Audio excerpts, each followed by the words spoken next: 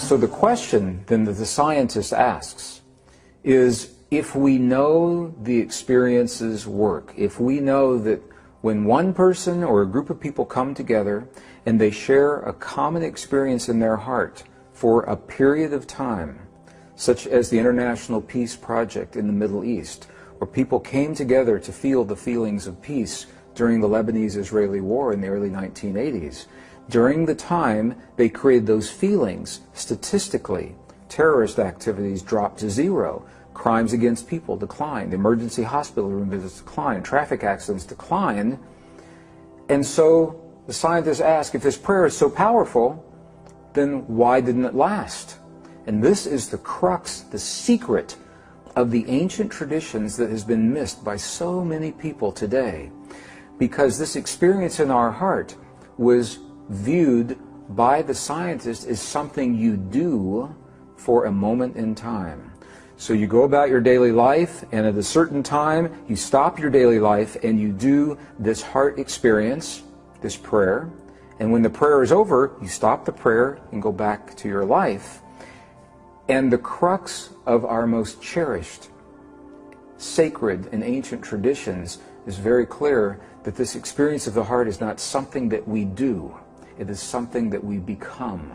It is something that we live in our lives. Life becomes the prayer. Every moment of every day is the prayer. And because this modality of prayer, it's called the lost mode of prayer, feeling-based prayer, because the prayer is based in a feeling, and we can have a feeling all the time. We can have a feeling in our cars, driving on the highway. We can have a feeling in the office, in the school, with our families, alone in the park. We can always have a feeling, and that means we can always be in prayer. But it's not something that we do in a moment. It's a way of living. It's a way of life. It's something that we become. And when we do that, the prayer never ends. And that is the secret to maintaining the powerful effects that are documented by science and that the ancient texts and the Essenes tell us are possible in our lives. When we say the practice, for many people in the West, again, it sounds like something that we do sometimes. And the key to all of the traditions is that it becomes a way of life rather than something that we do sometimes. Our conditioning in the West is that our spiritual practice is something that we do at the end of the day, when the children are fed and the bills are paid and the dishes are done and the clothes are clean and the lunches are prepared for the next day, and then we go into a room and close the door and turn on the music and light the incense and burn a candle, and by then it's 2 o'clock in the morning and we're too tired to do anything, and we take a deep breath and say a mantra and go to bed. The point is, and that's an exaggeration, but for many people the point is that their spiritual practice is compressed into a few moments after everything else is finished in our culture. Ours being the West.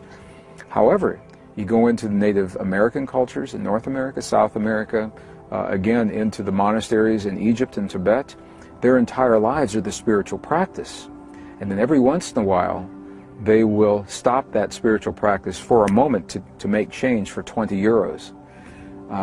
It's just the opposite of the way we think about life. So again, it's about becoming the practice and allowing it to be a way of life rather than viewing it as something that we do in a moment in time. And this is, we do the programs all over the world, and people come after the program, 1 day, 2 days, 3 days, and they say, great program, where is the next program? What should I study next? And I have to say to them, there is no more. Go home and experience and live what it is that you've learned here. But for some people, the diversion, it's easier to go from workshop to workshop and study to study and teacher to teacher rather than embrace and live what they've learned already in their lives. I agree, everyone learns differently, and some people need the support and the structure of a group or a teacher to mentor them through, and other people need only a little push and a reminder of how it works, and they have the discipline to live this on their own. And that's what makes us unique. We're all different. We all learn differently. we all learn from different language, and that's why there's so many teachers that often teach the same thing. And people come up to me all the time and say, this sounds very similar to what my Buddhist teacher said, or what A Course in Miracles says, or what someone else has said. And I say, well, yes, that's good, because I expect if something is true, you will hear it many different times in many different ways. However, while my language may work for some people, other people, they may learn better from another language. And I've learned, we do workshops for children in second grade, so they're 8 and 9 years old. And we go into the school, and the school invites us. And when we do that, I use very different language. Very visual programs, no technical words, a lot of direct experience, and we pose it all as a mystery that has not yet been solved. And these young people love to know that there's something left that they can still solve. I speak to high school seniors. We use a different language, very different language. We've gone into nursing homes where people have a very short attention span, and the technical words will not work. So we find another language.